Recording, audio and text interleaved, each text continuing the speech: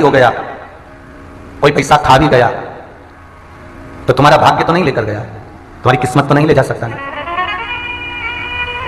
वो दामनोद वाले अग्रवाल जी सर ने एक ही बात की, अग्रवाल जी अगर मान लो कोई पैसा खा गया है, कर्जा भी हो गया है, और आप कह रहे हो गुरु जी की पैसा तो बहुत लेना है पर कर्जा भी है, तो फिर क्या टेंशन?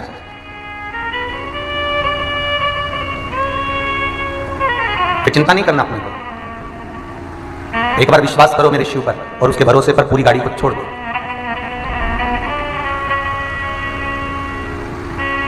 बस अभिमत्ता को थोड़ा सा दूर रखकर जो परमात्मा के चरणों में अपनी चित्त वृत्ति को, परिवार की गाड़ी को छोड़ देता है, फिर परमात्मा उसको निभा लेता है। आज नए नए बच्चे, नए नए बेटियां, नए नए बेटे ये विचार करें कि हमने काम करा था, हमने व्यापार करा था, हमने नौकरी करी थी, हमने एक सर्विस करी थी, हमने 4 लोगों के साथ मिलकर बिजनेस किया था और हमें घाटा मिल गया, हमें चूना लग गया, हम दुखी हो गए, तो अब इससे तो मर जाएं तो अच्छा। तो उनसे निवेदन है, इतने से में हारने की जरूरत नहीं। एक बार शिव पर भरोसा कर फिर पुनः शंकर के भरोसे, शिव को छोड़कर, शंकर के भरोसे पर छोड़कर एक नूतन कार्य करने का फिर व्यवस्था, फिर विचार किया जाए।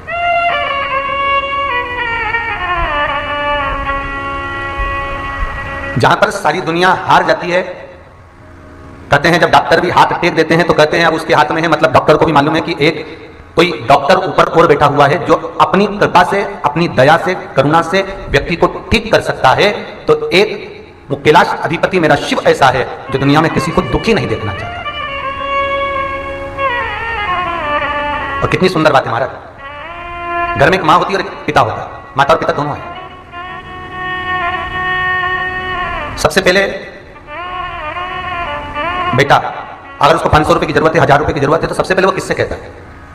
बोलो जरा जम के बोलो, मां से कहता है। फिर मां क्या जवाब देती है? मैं नहीं देने वाली भैया, और मुझसे तो मांगना ही मत, तेरे रोज रोज के रगड़े मुझे समझ में नहीं आता, अगर तुझे चाहिए तो पापा के पास जा, तेरे पिताजी के पास जाकर बोल।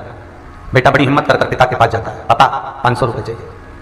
काहे के लिए चाहिए? बस स्कूल में यार ये काम है, हाँ मैं बात कर लूंगा, मैं जमा कर दूंगा। मम्मी के पास गया, मम्मी पापा ने नहीं दिया, क्या बोले? बस नहीं दिया। फिर पत्नी ने पति से कहा, सुनो उसको 500 की जरूरत है। पति कहते वो ड्राज में पड़े हैं, उसमें से निकाल कर दे देंगे। कई बार ऐसी दशा होती है कि हम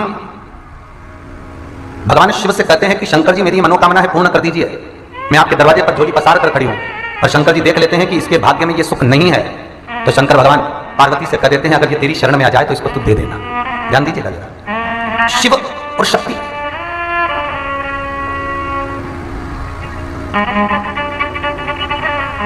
शिव और शक्ति का एक जो मिलन है वो ये दर्शाता है कि अगर विश्वनाथ के पास में हम गए, विश्वनाथ के द्वारे पर हम गए, पूरी दुनिया में शिव के मंदिर में पार्वती है, पूरी दुनिया में, बोलो सही है कि गलत है? पूरी दुनिया में सारे ज्योतिर्लिंगों पर शिव के साथ पार्वती है, पर पूरी दुनिया में केवल एक ही ज्योतिर्लिंग है जिस ज्योतिर्लिंग में शिव के साथ अन्नपूर्णा है, और वो काशी विश्वनाथ है। वहां पार्वती नहीं। उज्जैन महाकाल जाएंगे तो सामने पार्वती जी हैं शिवलिंग के सम्मुख, गणेश जी भी हैं, कार्तिकेय भी। सोमनाथ का दर्शन करेंगे तो सामने पार्वती मैया खड़ी हुई है।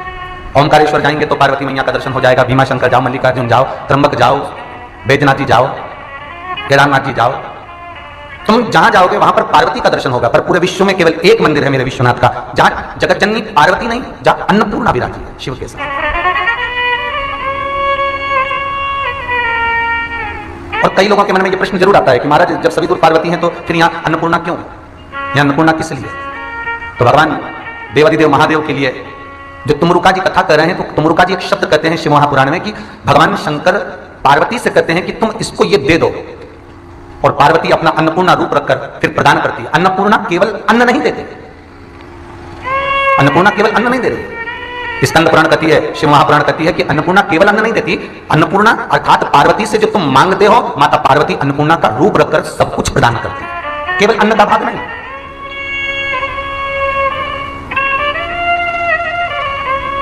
आपने जो मांगा, आपकी चित्तवृत्ति में जो आया,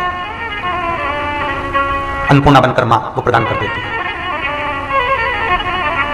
शिव परिवार के अंतर्गत मां दुर्गा भी है, शिव परिवार के अंतर्गत मां पार्वती, भगवान श्री शंकर, श्री गणेश जी महाराज, श्री कार्तिकेय महाराज जो विराजमान है, उनके विराजमान होने का कारण भी यही है कि भगवान शंकर के पास अगर कोई जाकर बोला कि पिताजी मुझे ये चाहिए, तो पिताजी ने अगर नहीं दिया तो माता से निवेदन कर करके तुम वहां से उठाकर उसको दे दो।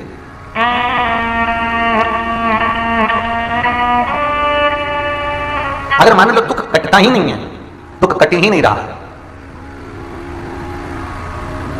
मान लो कोई ऐसा दुख आ ही गया कि वो कटने का नाम ही नहीं ले रहा, बहुत हार चुके हम जिंदगी से, वो कट ही नहीं रहा, थोड़ा ठीक होता फिर दुख आता, फिर ठीक होता फिर दुख आता, तो शिव और शक्ति का स्मरण करो। बेलपत्री के पेड़ के नीचे जब भी घी का दिया लगाने जाओ तो 2 बाती एक ही दिए के अंदर एक चावल का दाना उसमें डालकर अपनी कामना कर फिर जलाओ। 3 या 4 सोमवार करके देख लो क्या जाता है। अगर मान लो कोई दुख ऐसा है कि वो कटने का नाम ही नहीं ले रहा है, कट ही नहीं रहा है, कभी कुछ तकलीफ कभी कुछ, बाबा का शिव और सती का, शिव और पार्वती का, शिव शक्ति का, शिव अन्नपूर्णा का स्मरण करके लगाओ।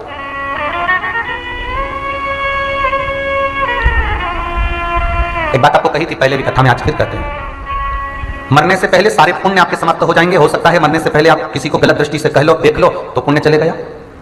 मान लो किसी को मरने से पहले, अब आपने कोई दान करा, पुण्य करा, सत्कर्म करा, मरने से पहले आपने किसी को अपशब्द कह दिया, पुण्य तो समाप्त होगा ना। पहले कथा कही कि 10,000 रुपए महीना आप कमा रहे हो, पर खर्चा भी तो देखो, गैस की टंकी आ गई 750 की, लाइट का बिल हो गया 1,500 रुपए का, बच्चों की ट्यूशन फीस हो गई 1,000 रुपए की, किराने का सामान हो गया 5,000 रुपए का, स्कूल की फीस हो गई 1,500। अब तुम्हारा, जब तुमने 10,000 रुपए महीना कमाया तो सही, पर तुम्हारा खर्चा इतना हो गया कि ऊपर से और दूसरे से लेकर तुमको देना पड़ा, कर्जा और बढ़ गया। बस यही जीवन, तुमने दान करा, पुण्य करा, सत्कर्म करा, गाय को रोटी भी दी, कथा भी सुनी, सत्संग भी किया, मंदिर में दिया भी लगाया, अगरबत्ती भी लगाई, धूपबत्ती भी लगाई, प्रणाम भी करा, मंदिर में बुआरी भी काढ़ी, मंदिर में तुमने ज्योत भी जलाई, किसी भूखे को भोजन भी कराया, किसी वस्त्रहीन को वस्त्र भी दिए। तुमने 10,000 रुपए महीना कमाया तो सही, पुण्य तो कमाया, पर खर्चा भी तो देखो, किसी को गलत दृष्टि से देख लिया, पुण्य समाप्त, किसी को गलत बोल दिया, पुण्य समाप्त, किसी गलत जगह पर चले गए, पुण्य समाप्त, किसी के लिए निंदा श्रवण कर ली, पुण्य समाप्त। तो मरने से पहले हमारा पुण्य तो समाप्त हो गया। पर शिव महापुराण की कथा में श्री वेदव्यास जी लिखते हैं कि सारे पुण्य समाप्त हो जाते हैं मरने से पहले, पर जो शिव महापुराण की कथा आपने श्रवण करी है, जो शंकर के मंदिर में एक दिया जलाया है, जो शंकर के मंदिर में एक ज्योत जलाई है, जो शंकर के मंदिर में तुमने जल चढ़ाया है, जो शंकर के मंदिर में तुमने बेलपत्र चढ़ाया है, जो तुमने बेलपत्र का स्मरण किया है, बेल के पेड़ के नीचे तुमने स्मरण किया शिव का, या शंकर का स्मरण जहां तुम कर रहे हो, शिव पुराण में आधिकारिक जगह पर तुमने शंकर की अनुकूलता में जो दान धर्म पुण्य कथा स्मरण करा, वेद व्यास जी लिखते हैं वो पुण्य कभी समाप्त नहीं होता। जिस दिन करा जाता है उससे वो दुगना होना प्रारंभ हो जाता है, दुगना होना प्रारंभ हो गया। जैसे बीमे की रकम जमा करी तो बीमे की रकम बढ़ते बढ़ते बढ़ते बढ़ते बढ़ते बढ़ते तुम्हें अधिकता में मिल जाती है, उसी तरह शिव महापुराण में किया गया दान पुण्य सत्कर्म भजन, शंकर के दरवाजे पर दिया अगरबत्ती दीप जो तुम कर रहे हो, शिव के नाम का अनुमोदन जो तुम कर रहे हो, वो कभी समाप्त नहीं होता, भले कितना भी जीवन में पाप कृत्य करा हो। लंकाधिपति रावण मां जानकी को लेकर आ गए, अब रावण को मरना था तो नरक में जाना था, बोले जाना था कि नहीं जाना था, इतना बड़ा पाप कर्म करा उसने, कितना छली है, कितना कपटी है लंकाधिपति रावण, तो उसको नरक जाना था, पर मरने के बाद नरक गया क्या वो? नहीं। क्यों? क्योंकि उसने शिव का स्मरण इतना कर लिया था कि मृत्यु अगर आती भी तो उसको देवाधिदेव महादेव को लेने आना ही पड़ता, क्योंकि शंकर का किया गया भजन, शंकर का किया गया पुण्य, शंकर की शिव महापुराण को श्रवण करने वाला जो पुण्य है, शंकर के मंदिर में किया गया दान पुण्य स्मरण संकीर्तन, दिया बत्ती धूप बत्ती अगरबत्ती या बेलपत्र या दूध या जल जो तुम समर्पित कर रहे हो, शिव मंदिर में झाड़ू लगा दिया हो, शंकर के मंदिर में पोछा लगा दिया हो, शंकर के मंदिर में वस्त्र पहना दिया हो, तो वो तुम्हारा पुण्य कभी समाप्त नहीं होगा। जो तुम शंकर की कथा को भले घर बैठकर टीवी के सामने सुन रहे हो, चाहे मोबाइल पर सुन रहे हो, भले पलंग पर पड़े पड़े सुन रहे हो, आधी रात को सुन रहे हो, दिन में समय नहीं मिल रहा तो आधी रात को सुन रहे हो, पर जो तुमने पुण्य किया वो तुम्हारा पुण्य समाप्त होने वाला नहीं है, वो अजर अमर और वृद्धि करने वाला बढ़ रहा, पुण्यता नहीं जा सकती। जैसे शिव मंदिर में किया गया पुण्य हजारों लाखों गुना हो जाता है, उसी तरह शंकर की चौखट पर शिव के द्वार में शंकर के मंदिर में किया गया पाप भी हजारों लाखों गुना हो जाता है। पुण्य भी वैसा है तो पाप भी वैसा है।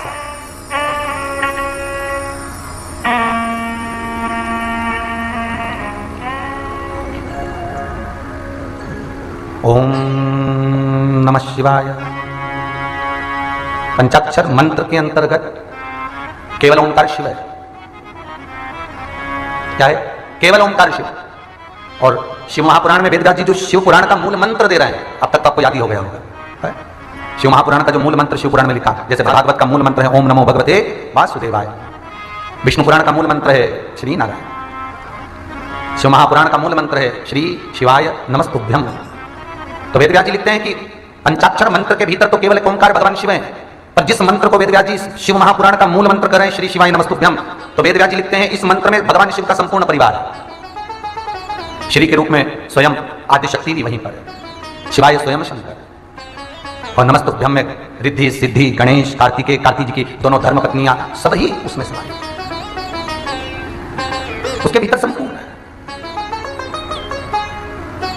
एक लौकिक भाषा में, सांसारिक भाषा में हम जब सवेरे उठे तो हमारे मुख से शब्द निकले श्री शिवाय नमस्तुभ्यम का। भगवान शिव यदि नहीं सुन रहे, शंकर यदि आपकी मुराद पूरी नहीं कर रहे, वैसे तुम ये व्यास पीठ पर कई वर्षों से कथा कह रहे हैं बाबा की, पर ऐसा जिसने बाबा के उपाय करे और सही करे, विश्वास है मुझे मेरे शंभू पर, वो खाली तो नहीं रहा, खाली नहीं रहा। बाबा ने दिया, जो यहां आया उसको भगवान ने पूर्ण तो दिया, कोई कमी बाबा नहीं रखता।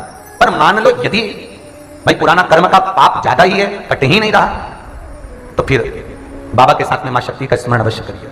क्यों कहते हैं ब्राह्मण जन कि शंकर जी पे एक लोटा पानी चढ़ाओ? क्योंकि शंकर के शिवलिंग के रूप में शंकर है, तो जलाधारी के रूप में मां जगदंबा है, जलाधारी के रूप में मां पार्वती स्वतः ही विराजमान है स्वयं।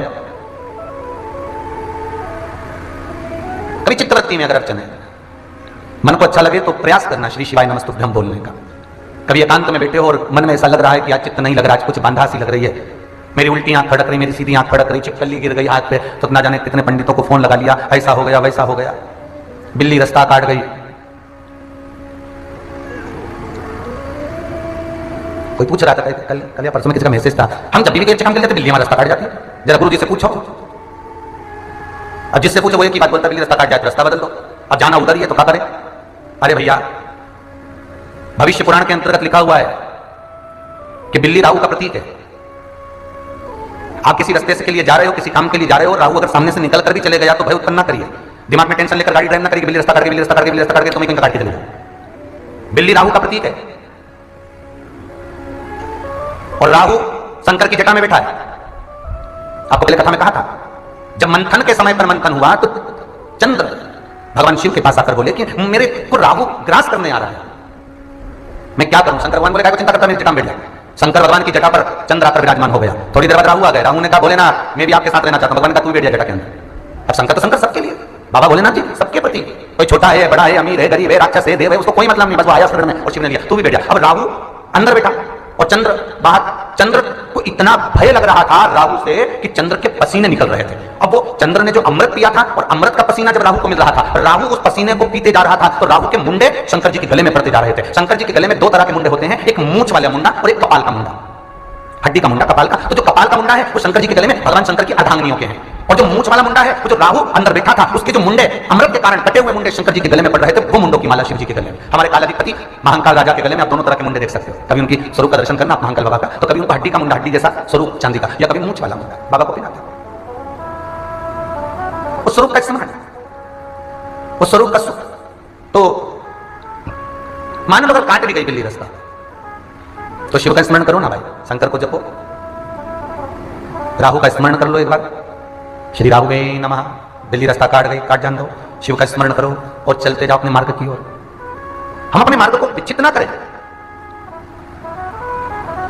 भगवान का स्मरण कर हम जिस कार्य पर जा रहे हैं, भगवान का स्मरण कर हम जिस कार्य के लिए आगे बढ़ेंगे, वो कार्य हमारा सफल होगा। तो कभी ऐसा योग लगे कि शिव ना सुने हो तो मेरी आद्य शक्ति मां जगदंबा का भी स्मरण साथ करो, माता का भी स्मरण कर सकते।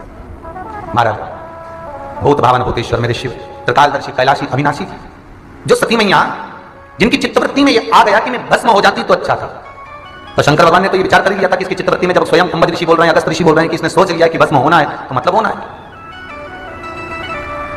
कभी भी गलत अपनी बुद्धि में मत आने दो। कई लोग कहते हैं, राय देने वाले बहुत राय देते हैं दुनिया के लोगों को, थोड़ा संभाल के चलो, थोड़ा बचा के चलो, बुरे वक्त में काम आएगा। बोले बोलते कि नहीं बोलते? अरे बोलते ना लोग, जो घर के बड़े बड़े होते हैं सब होते हैं तो बोलते हैं, थोड़ा बच के चलो, संभाल के चलो, बुरे वक्त में काम आएगा। कई बार पति पत्नी से कह देता है थोड़ा संभाल के चल, बुरे वक्त में काम आएगा। कभी पत्नी पति से कह देती है थोड़ा संभाल के चलो, बुरे वक्त में काम आएगा। मतलब तुम्हारे मुख से निकल रहा है कि बुरे वक्त में काम आएगा, मतलब तुम्हारा बुरा वक्त जरूर आएगा, क्योंकि तुम सोच कर बैठे हो, तुमने अपनी चित्तवृत्ति में ये लेके आ गए कि समय ऐसा आएगा, बुरा वक्त ऐसा आएगा, तो मतलब बुरा वक्त आएगा। और अगर तुमने सोच लिया कि मेरे साथ में देवाधिदेव महादेव है, शास्त्र कहता है भगवान का इतना भजन कर लो, शिव का इतना स्मरण कर लो कि बुरा वक्त आएगा, पर तुम सोच के बैठे हो, तो भैया अगर सोच के बैठे हो तो आ सकता है तुम्हारे घर के लोग बार बार कहें कि बुरा वक्त में काम आएगा, बुरे वक्त में काम आएगा, और मान लो बुरा वक्त आने से पहले निपट गए तो तुमने तो जोड़ के रखा और सही से खा भी नहीं सके, क्योंकि बुरे वक्त के लिए बचा के रख लो। फिर वही वाली बात है, थोड़ा सा आटा ज्यादा पिसा के रख लो, या फिर वो हलवा ज्यादा बना के रख लो, कल खाऊंगी परसों खाऊंगी, फ्रिज में रखा ही वो हलवा बेकार हो गया, आटा बेकार हो गया, पहले ही पराठा बना के बढ़िया चकाचक पूड़ी बना के मालपुआ बनाकर खूब चकाचक खा लेती, अब बाद में फेंकना पड़ा तो क्या मतलब था? 1 किलो मावा लेकर आए, खोआ लेकर आए, आधा किलो खोआ की तो गुलाब जामुन बना लिए, 250 ग्राम खोआ का खोपरा पाक बना लिया, और 250 ग्राम जो खोआ पड़ा था मावा पड़ा था उसको फ्रिज में रख लिया। कब के लिए? जब सोमवार का व्रत आएगा तब मैं उसका थोड़ा सा शक्कर मिला के मीठा मिला के और खा लूंगी। और मालूम पड़े 4 दिन तक सोमवार बहुत लेट था, सोमवार आ भी गया, मेहमान भी आ गए। जात रास्ता में वो खोआ फ्रिज की उस ड्राज में प्लास्टिक वाले खन में एक कोने में पुड़िया में बंधा की बंधा ही रह गया। पति बाहर से लाकर मीठा लाकर दे दिया और वो मावत जब हाथ में आया जब फ्रिज साफ करा, ओ राम, मैंने तो धरा था। अब कितना संभाल के रखा और बाद में वो खोआ भी खराब हो गया, ना काम आया, आखिरी में फेंकना पड़ा, ना बरवनी ले गई, ना काम वाली ले गई, ना गाय खाई, नली में डालना पड़ा। बस वही हमारा जीवन है। थोड़ा वो कहना एक आदमी को गोभी के खेत में छोड़ दिया, या समझ लो गुलाब के फूल के खेत में छोड़ दिया, कहा सबसे सुंदर फूल छट के ला जा। अब वो जैसे ही अंदर गया, फूल इतने जोरदार फूल, इतने बड़े बड़े गुलाब, उसने सोचा ये तोड़ लेता हूं, पर नहीं, इससे आगे अगर अच्छा कोई गुलाब मिल गया तो और आगे गया और अच्छा ढूंढने ढूंढते ढूंढते ढूंढते ढूंढते और गेट पे पहुंच गया। इतने में अनाउंस हुआ वापिस नहीं जा सकते, बस एक ही रास्ते से बाहर निकलते जाओ। आखिरी में ऐसा फूल हाथ में लगा जिसकी पत्तियां भी बेकार थी, जिसकी पत्तियां। हम भी वही हैं, यही विचार करते हैं, बस जवानी आन दो, ऐसा कमाऊंगा इतना जोरदार, भगवान का भजन अभी कोई कम करने की उम्र है, अभी तो बचपन है, जवानी आन दो, भजन करूंगा, जवानी आ गई, बस अभी और अच्छा फूल ढूंढूंगा। अधेड़ी आ गई, अधेड़ी के बाद बुढ़ापा आ गया, फूल गया। अच्छे ढूंढते ढूंढते अच्छा ढूंढने में, अच्छा मकान बनाऊंगा, अच्छा ये करूंगा, अच्छा वो करूंगा, सब अच्छा ढूंढने में, बहु अच्छी लाऊंगा, बेटा अच्छा बनाऊंगा, डॉक्टर बनाऊंगा, इंजीनियर बनाऊंगा, मकान बनाऊंगा, गाड़ी बनाऊंगा, बंगला बनाऊंगा, सब अच्छा ढूंढने में समय लगता गया और पूरा खेत निकल गया। आखिरी में जो हाथ लगा कुछ भी नहीं था, केवल एक कफन छाती पर पड़ा था और कुछ नहीं, सब संपूर्ण, कुछ बचा ही नहीं।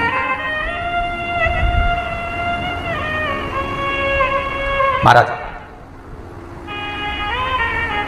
सती ने ये मन में सोच लिया था, सती के मन में यह भाव आ गया था, सती की चित्तवृत्ति में यह मन में आ गया था कि मैं भस्म हो जाती तो अच्छा, इसलिए तो सती भस्म हो गई।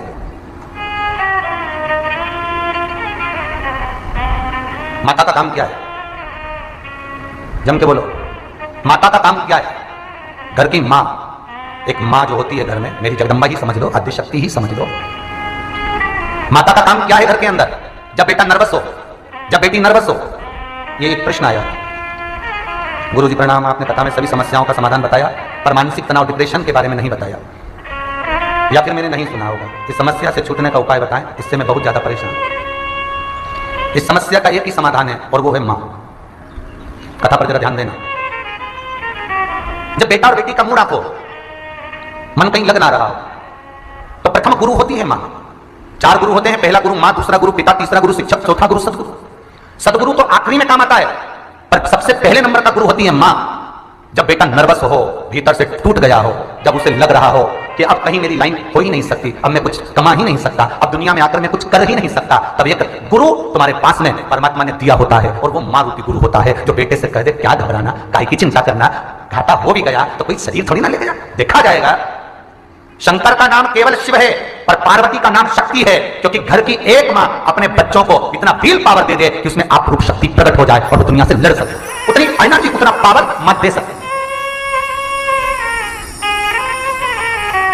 माता का सबसे बड़ा काम ये है, मेरी जगदम्बा भवानी दुर्गा, जब तारकासुर सामने आया युद्ध के लिए और कार्तिकेय महाराज ने आकर कहा मां ये तारकासुर है, तो जगदम्बा कहती है क्या डरना है कार्तिकेय? कार्तिकेय कहते हैं मां ये वो तारकासुर है जिसने संपूर्ण विश्व में, संपूर्ण पृथ्वी पर, संपूर्ण भूमंडल पर, देवलोक में, वैकुंठ में, इंद्रलोक में, ब्रह्मलोक में, पलातल में, रसातल में, पितृलोक में, सारे लोकों में इस तारकासुर ने उपद्रव मचा कर रखा है। मां इसको मारना कोई सरल नहीं है। तो मां जगत जननी खड़ी होकर कहती है कार्तिक इधर आ, जरा इधर आओ, हे स्कंद, हे कार्तिक इधर आओ। कार्तिक आए, मां ने अपनी गोदी में कार्तिकेय को बिठाया।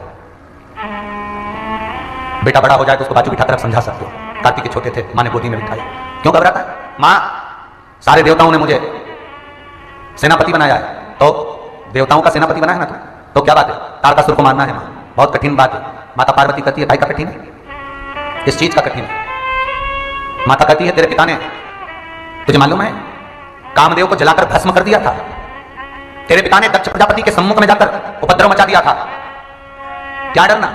कई बार माताएं अपनी बहू को ज्ञान देती हैं इस तरह का, बेटा हमने हमारा जीवन देखा है, इतनी दुखमय जीवन निकाला है, हमने कपड़े सिल सिल कर गुजारा करा है, एक एक ईंट जोड़कर मकान बनाया है। सास को क्या पड़ा जो बार बार बहू को इतना ज्ञान देती है? सास क्या पगली है? सास क्या पागल है? सास क्या मूर्ख है?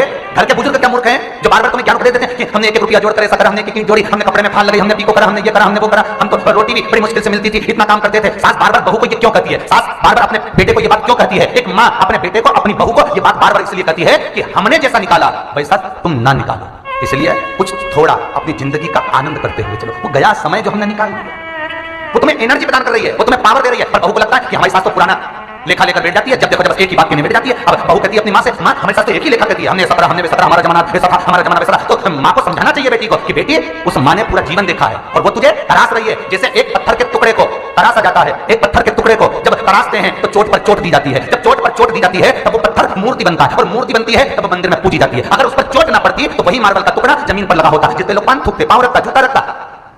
पर सास ने उसको तराश दिया, माँ ने उसको तराश दिया और मूर्ति बनाकर पूजा दिया। हमें माता से, अपनी माँ से ये नहीं कहना कि हमारी सास बार बार पुराना बात कह लेकर बैठ जाती है, बार बार पुरानी बातों को कहती है, बार बार ऐसा कहती है कि हमने ऐसा देखा, हमने वैसा देखा। अरे उसने सीखा तो तुम्हें बता रही है, बुढ़िया पागल नहीं है। पर बहुओं को लगता है बताओ हमको तो पुराना पुराना बताने बैठ जाती है, जब देखो जब बस हम ही मिले भगों ने जैसा मुंह लेके रात को पति से कहती तुम्हारी अम्मा तो पगली है, जब देखो जब हमें बस ये बताने बैठ जाती है कि तुमने ऐसा किया, हमारी अम्मा ने ऐसा किया, वो किया। समझो, शिव महापुराण अच्छे से सुन लो री बहुओं। एक बार शंकर की कथा अगर किसी ने दिल से सुन ली तो यह पक्का है कि उसके घर में कभी विवाद नहीं हो सकता, पर सुनना दिल से पड़ेगा। पर तुम्हें वही कथा अच्छी लगती है ना जिसमें तुम्हारी तारीफ हो रही हो, जिसमें तुम्हें खूब नाचने को मिल जाए, थोड़ी बहुत अच्छी ठिठोली मिटोली भी मिल जाए और खूब जोरदार जोरदार प्रसाद का पैकेट मिल जाए और फिर तुम कहो बहुत जोरदार कथा हुई। पर तुम्हें जहां सीख मिले नहीं तो वो तो अच्छी कभी लगे ही नहीं। जब सास नहीं लगे तो महाराज कहां से लगेगा? सीख किसको अच्छी लगे? वो कहे ना माता पिता की सीख अच्छी नहीं लगती, सिल्लक अच्छी लगती, नसीहत अच्छी नहीं लगती, बसियत अच्छी लगती। दो मित्र होते हैं, तुम्हें गलत मार्ग पर ले जा रहा है तो तुम्हें अच्छा लगेगा और एक मित्र तुमसे कह रहा है घर में अच्छे से रहे, क्यों झगड़ा करता है? प्रेम भाव से रहा करो, फालतू की विवाद नहीं करना। बोल दिया ना छोड़ो बात को, चलो घर में चलो, कभी अच्छा नहीं लगेगा। फिर बेकार वाले मित्र के पास जाएगा और बेकार वाला मित्र के कहा वो टेंशन लेता है, चल अपन तो चले दोनों होटल में, और मत खा घर में, तो खाना ही मत खाना, थोड़ा अकड़ के बैठ के रहना, सब सुधर जाएंगे। क्यों बोल दिया ऐसा? क्योंकि उसके पैसे से खुद खाना चाहता, ले गया होटल में, चल अपन तुम्हारा बैठ के खाना, और ले गया होटल में। कहा ना ताली, थाली और प्याली, ये तीन मित्र मनुष्य की जिंदगी बर्बाद कर देते हैं। प्रशंसा करने वाले से दूर रहना, थाली मित्र से, थाली मित्र से दूर रहना, होटल में खिलाने वाले से, और प्याली मित्र से दूर रहना, पीने वालों से। बहुत सारे घूम रहे होते हैं महाराज, बहुत इस संसार सागर में बहुत बड़े ऐसे जो तुम्हारे ऊपर दृष्टि लगाकर बैठे हैं कि ये घर से रूठ के मेरे पास आए और मैं इसको लाख 10 लाख का चूना लगाऊं और कैसे भी इसका माल बट के खाऊं, 2-5 साल अपने अच्छे से निकालूं, और तुम्हें लगता है सबसे अच्छा मित्र यही है। पर शिव महापुराण कर रही है ताली मित्र प्रशंसा करने वाले से दूर रहना, जो तुम्हें गलत बुद्धि विवेक दे रहे हैं उनसे दूर रहना, और थाली मित्र जो होटल में ले जाकर खिला रहे हैं उनसे दूरी बनाकर चलना। कभी तुम्हें चोट कर जाए पता नहीं चलेगा। प्याली मित्र जो मैखाने में ले जाकर अपने पैसे से तुम्हें पीना सिखा रहे हैं उससे दूरी बनाकर चलना, एक दिन तुझे पूरा निकल जाए। पर अच्छे तो वही लगते हैं ना, दिक्कत तो वही है महाराज। आज कौन सी तारीख है? 30। कल तो क्या विचार है? बोलो बोलो। अब शंकर का भजन करते हुए अंग्रेजी नए वर्ष में प्रवेश करोगे, अच्छे के साथ एंजॉय करोगे तो अच्छा तो साथ देगा ही ना। और नूतन वर्ष में अगर आप भगवान शिव का स्मरण करते हुए प्रवेश कर रहे हो तो बाबा कुछ तो करेगा ना अच्छा। अपनी जिंदगी भगवत भजन के माध्यम से आगे बढ़ाए। अब नया वर्ष अगर आए, अंग्रेजी वर्ष अपना तो चित्र में आते हैं, फिर भी मान लो नूतन वर्ष है, लड़के कुछ एंजॉय करने के लिए होटल जाएंगे, कोई कहीं जाएगा कोई कहीं जाएगा, तो बच्चों से कहना जरूर कि एक लोटा पानी शिव को चढ़ा दे, नया वर्ष है, बाबा कुछ कृपा कर देगा नूतन वर्ष में, तो जिंदगी सवर जाए। हो सकता है जीवन सार्थक हो जाए।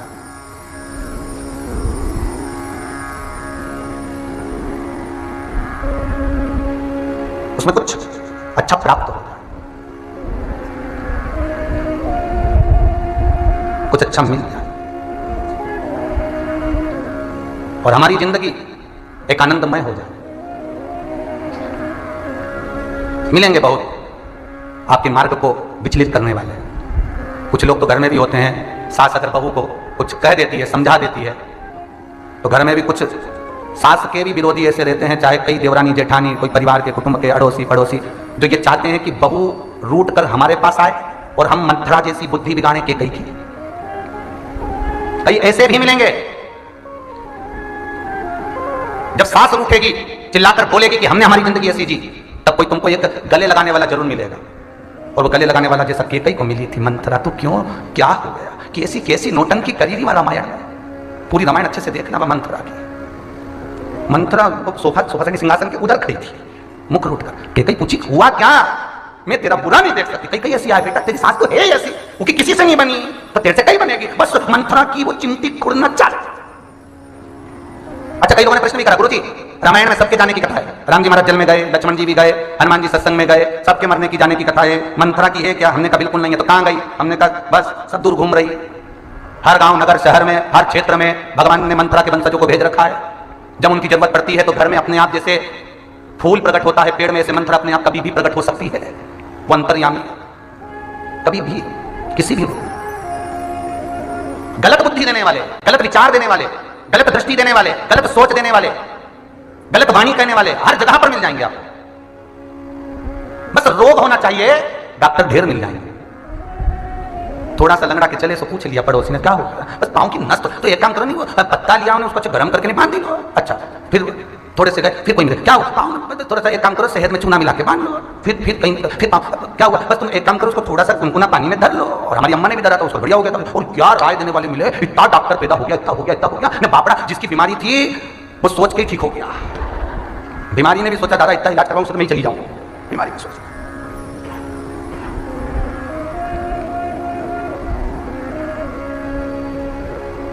एक वो कहाँ की बात है, केस ला काशी के पास केस ला, तुम्हारे एक वो हमारे परिचित तो उनको होगा कोरोना। अब उन्होंने लगाया फोन, नहीं बात हुई होगी, खूब ऑफिस में लगाया, गुरुजी से बात करा तो जी नहीं बात हुई। और जब बात हुई तब कोरोना पूरा ही चले गया उनका। तो कहा गुरुदेव से जरा फोन पे बात तो करा, नहीं लगा तो फोन आशीष के पास लगा, उन्होंने बात करी। हमने कहा काय रे स्वदेश का होगा, कहे गुरुजी वो बड़े भैया के कोरोना हो गया था। फिर कुछ नहीं, क्या करना था, खूब काढ़ा बना बना के पिलाया और गूगल की और राई की जो धुनी दी, गुरुजी ऐसा जोरदार और खूब तेल की मालिश करिए। फिर दूसरी जांच में आ गया कोरोना, भाग गया। हमने कहा बस ऐसे भगाया, कभी कभी बीमारी भी सोच के भाग जाती है। तुम्हारा पाँव जब बहुत जाम हो जाए, थोड़ा चलने का प्रयास करना, तुम चलना चालू कर दोगे, और ज्यादा चलोगे, और ज्यादा चलोगे, कहीं कहीं नस ठीक हो जाए। तो कई विचार कोई कोई होते हैं जो उपचार ले बैठे, तुम एक से विरोध पाओगे, दूसरा तुमको गले लगाने के लिए तैयार खड़ा है, क्योंकि उसका विरोधी है, तुम्हारे पक्षी नहीं बन रहा है, वो उसका विरोधी है जिससे तुम झगड़ा करता है, उसका। कुछ अच्छा सोच कर, कुछ अच्छा विचार कर, कोई गलत नहीं परिवार में। हमने पहले भी कहा देवरानी का मतलब ही वो होता है कि देवों के घर से भेजी हुई रानी, और आते से जिसने जय जय कराने की ठानी, तू बन गई जेठानी। दोनों का संबंध इतना प्रेम का होना चाहिए। और घर में जो सास होती है जिससे चाबी की आस लगी रहती है, कम मरे कम मिले, कोई सहज होती है क्या? वो प्रेम बिंदु है उसमें भी। पर हम समझें इन रिश्तों को, इन नातों को, तब तो हमें वही अच्छे लगते हैं जो गलत कहते हैं, हमें वही अच्छे लगते हैं जो हमको भ्रम में डुबो देते हैं, हमें वही अच्छे लगते हैं जो भ्रांतियों में पटक देते हैं। शिव महापुराण की कथा कहती है कि कहीं भ्रम में नहीं पड़ना, कहीं भ्रम में। कई कथाओं में आता है व्यक्ति ये नहीं करेगा तो नरक में पड़ेगा, व्यक्ति ये नहीं करेगा तो उसको ऐसा होगा, पर शिव महापुराण में कहीं नहीं लिखा वेदव्यास जी ने कि तुम ये नहीं करोगे तो तुम्हें नरक भोगना पड़ेगा, तुम ये नहीं करोगे तो तुम्हें ये पाप कर्म लग जाएगा। वेदव्यास जी ने शिव महापुराण में लिखा, क्योंकि वेदव्यास जी जानते हैं कि शंकर के ऊपर अगर एक लोटा भी पानी को धूल से भी चढ़ा दिया तो उसके तो सारे पाप अपने आप ही कट गए, तो फिर पाप कहां से लगा उसको? पाप कर्म से तो छूटा हुआ है।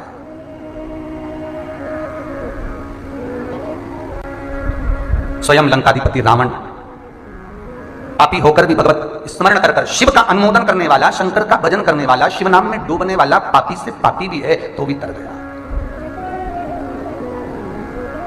एक मंत्र में शिव शक्ति परिवार समेत श्री शिवाय जम के बोलिए नमस्तुभ्यम, श्री शिवाय नमस्तुभ्यम, श्री शिवाय नमस्तुभ्यम।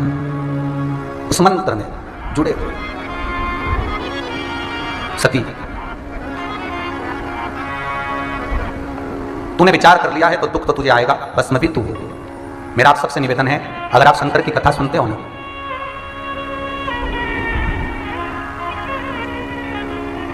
झारखंड में कहाँ कथा थी, कथा करके मिर्जा चौकी में कथा थी, टीवी पे भी आई थी। मिर्जा चौकी कथा कर जयसवाल परिवार में कथा करवाई थी, शंभूलाल जी जयसवाल।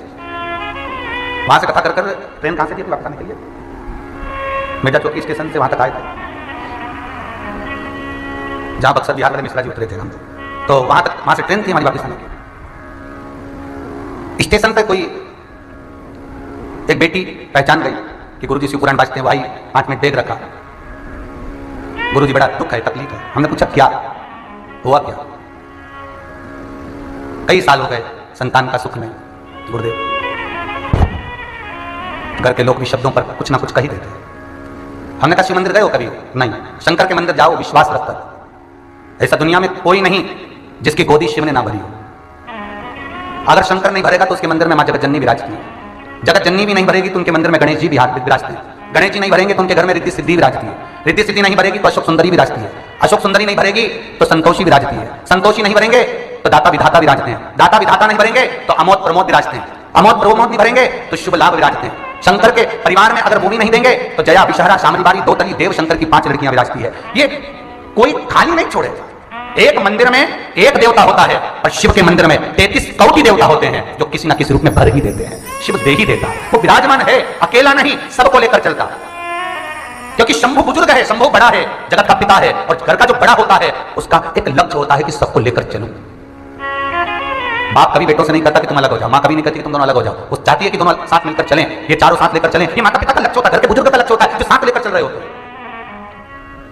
पर हम उन लक्ष्यों से दूर हैं। हमें भी अभिमान भरा हुआ होता है जैसे अर्जुन के भीतर था। अर्जुन कहता है भगवान से, चिंता मत करो, ना भीम की जरूरत पड़ेगी, ना नकुल की, ना सहदेव की, ना युधिष्ठिर की जरूरत पड़ेगी। इन पांडवों के लिए तो अर्जुन और ये गांडी वही बहु। बहुत भगवान समझ गए ये युद्ध हरा देगा। भगवान ने कहा जा एक काम कर अर्जुन, मेरे को पूजन करना है, थोड़े से फूल लिया, जाते जरा। अर्जुन बोले भगवान फूल लेने और मैं जाऊं, और नहीं तो कोई दूसरा जाएगा, अभी तो तू ही है ना। जो पास में होता है काम उसी को बताया जाता है। जिससे स्नेह ज्यादा होता है विश्वास वाला कार्य उसी को सौंपा जाता है। जिससे प्रेम होता है कहा उसी से जाता है। जहां स्नेह होगा वहां विवाद जरूर होगा। जाओ फूल लेकर आओ। अर्जुन गए फूल लेने के लिए और कदली वन में पहुंच गए। जिस कदली वन में श्री हनुमान जी महाराज बैठे हुए थे, सीताराम सीताराम सीताराम जप रहे थे, और कदली वन में पहुंच गए अर्जुन। फूल तोड़ लिया बहुत सारे अर्जुन, झोली में रख भी लिए, लेकर चलने लगे। हनुमान जी बोले ओ इधर इधर, क्या ले जा रहे हो? फूल। हमसे पूछा कि कदली वन में हनुमान बैठा है, बिना आज्ञा के लेकर चले चोटे। अर्जुन बोले बंदर मुंह संभाल के बात करिए, तुम्हें मालूम नहीं है हम पूजा के लिए फूल लेके जाए, भले पूजन के लिए लेकर जाओ पर आज्ञा तो लो, नहीं तो चोर तो खिलाओगे ना, चोर तो खिलाओगे। वो कुबेर के दरवाजे का द्वारपाल फूल तोड़ के लाया और कुबेर को दिया, भगवान की पूजन में लगा दिया कुबेर ने, तो द्वारपाल को राक्षस बनना पड़ा। क्योंकि तू चोरी करा था, भले भगवान के लिए फूल लाओ, और जिसके पेड़ से तोड़ो, जिसकी डाली से तोड़ो, उससे आज्ञा लेना जरूरी है। अब यहां तो ये गेंदा का फूल लगा है गौशाला में, यहाँ गेंदा का फूल लगा। अब कहीं माता 2-4 फूल तोड़ ले, भगवान को चढ़ा दे, तो पोथी पे लाके चढ़ा दे, तो विचार करो। अब तुमने पूछा यहाँ पर जो चौकीदार था उससे कि हम गेंदा का फूल तोड़ लें, तुम पूछती तो सही। तो चौकीदार बोलते कि हाँ तोड़ लो, 2 फूल तोड़ लो, तो तुम चोटी नहीं। और अगर तुमने नहीं पूछा, तोड़ के लिया, पूजा में रख लिया, तो फिर तो देश देश देश समझ कर खाली जगह को शब्द तुम भर लेना, फिर तो तुम अरे ओ कहां ले जा रहा फूल को? अरे तुम्हें तो भगवान के लिए पूजन के लिए फूल लेकर जा रहा हूं।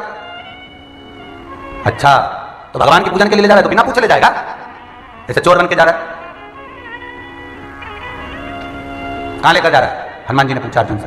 अर्जुन बोले तुम्हें मालूम नहीं है भगवान कृष्ण के पास, भगवान कृष्ण आज पूजन करने बैठे हैं, उनको फूल की जरूरत है।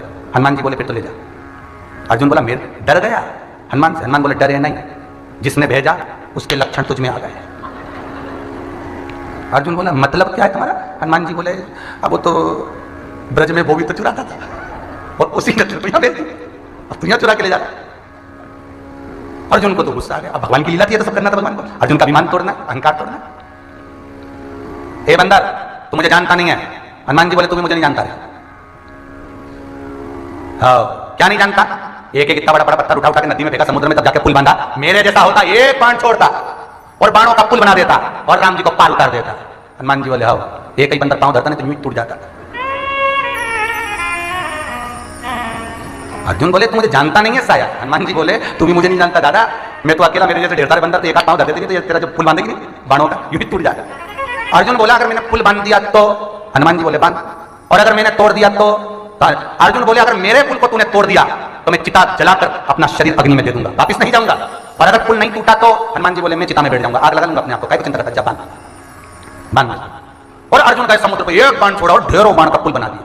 अब हनुमान जी भी तो हनुमान जी थे, उन्होंने भी अपना स्वरूप बढ़ा लिया। जैसे जैसे वो सुर सा मुंडा बढ़ा है, हनुमान जी रूप बढ़ा, यहाँ भी भगवान ने जो रूप बनाया तो एक एक हाथ हनुमान जी का, इतने पर्वत हनुमान जी के हाथ पे आ गए, जंघा में ऐसा लगे जैसे ढेर पर्वत इकट्ठे हो गए। अर्जुन बोला और बढ़ जाओ, और बढ़ जाओ। फिर अर्जुन ने पूछा कि ये बता कि ये इतना बढ़ने की क्या जरूरत है? हनुमान जी बोले जितने लोग चढ़े थे उतना ही तो वजन करना, उस पुल पे जितने चढ़े थे उतना वजन भी तो शरीर में होना चाहिए। और हनुमान जी महाराज ने जैसे ही एक पांव धरा और धरते से ही पुल तो यूं डोला डोली होकर टूट गया। अब अर्जुन लगे, हनुमान जी ने कब क्या विचार है? अर्जुन बोले विचार क्या करना, जल नहीं है, अब विचार करेंगे, आखिरी में बचने के लिए क्या गया, चलो लगाओ चिता। अब अर्जुन जाए, धीरे धीरे लकड़ी तोड़ के लाए, तो हनुमान जी बोले तू तो जाए, मैं सब तैयार करता हूँ, तो बैठ जाओ। हनुमान जी का एक पेड़ उठा के लाए, उसको जोड़ तोड़ के इकट्ठा कर दिया, अर्जुन से बैठ जल्दी से। तो अर्जुन बोले कि अब माचिस तो है ही नहीं, तो आग कैसे लगेगी? हनुमान जी बोले हमारे से पूछ, हमने तो लंका जला दी, तो चिता की जरूरत है, अब भी जले 2 मिनट में। और हनुमान जी महाराज ने जो आग लगाई, इतने में भगवान कृष्ण सामने आ गए और कन्हैया आके बोले तो हो क्या रहा है? अर्जुन बोले प्रभु कुछ नहीं हो रहा है, बस जलने की तैयारी हो रही है, तुम्हारे फूल लाना भारी पड़ रहा है। भगवान बोले फूल लेने गया थी, आग लगाने गया था, हुआ क्या है? बस हनुमान जी बोले कि मैंने बोला हनुमान से कि तुमने जो पुल बांधा उसमें समय लग गया, मेरे बाणों से मैं पुल बांध देता, पूरी सेना को उतार देता, काय को पत्ता दिन के बांधे। दोनों में विवाद हो गया, जो पुल तोड़ेगा और पुल टूट गया तो मुझे जलना था, नहीं टूटा, इसलिए हनुमान बच गए। भगवान कृष्ण ने पूछा हनुमान ऐसा ही हुआ? हनुमान के बिल्कुल प्रभु यही हुआ है। भगवान कृष्ण बोले तुम हमें पहचानते हो? हनुमान जी बोले बिल्कुल पहचानते हैं। तो कह कैसे पहचाने? तो कह इसको भेजा था पहचान गए। तो क्या इससे कैसे पहचाने? तो कि इसने आते से कदलीवन में बिना पूछे पुल तोड़ लिया, ये छोटा समुद्र में समझ गए कि इसको भेजने वाला भी, तो कोई तुम साधारण तो नहीं। भगवान बोले हनुमान तुमने पहचान लिया? हाँ। कौन हो? हनुमान जी भगवान कृष्ण के कानों के पास जाके बोले मेरे राम आप ही तो हो, और कौन हो सकता? पहचान? हाँ। भगवान कृष्ण बोले अर्जुन मत बताना, नहीं नहीं। अब भगवान बोले सुनो अर्जुन, तुम दोनों में जो बात हुई, तुम्हारे बीच में कोई व्यक्ति था जो निर्णय कर सकता, निर्णायक, एम्पायर, क्या बोलते हैं, कोई था? कोई नहीं। भगवान बोले हम आ गए, वापिस लगाओ पुल, वापिस बांधो। अर्जुन ने कहा चलो एक बार फिर मौका मिला, वंस मोर, फिर वापिस। जो अर्जुन ने अपनी सारी ताकत लगा दी और पुल तैयार करा, हनुमान जी ने भी अपनी ताकत लगाई और जो पुल पे लात धरी, पुल ही नहीं टूटा। अर्जुन बोले अब हनुमान जी बोले अब क्या होना? जो हमने लकड़ी लगाई थी हमें को जलना, अब होना क्या? चिता की तैयारी होने लगी। भगवान कृष्ण बोले ऐसा नहीं होगा, किसी को आग नहीं लगाना है, किसी को जलना नहीं है। हनुमान, भगवान कृष्ण कहते हैं हनुमान राम अवतार में तू मेरे साथ रहा, कृष्ण अवतार में बहुत दूर हो गया था, तुझे अपने पास बुलाने के लिए ये सारी लीला रची थी, तुझे अपने पास बुलाना।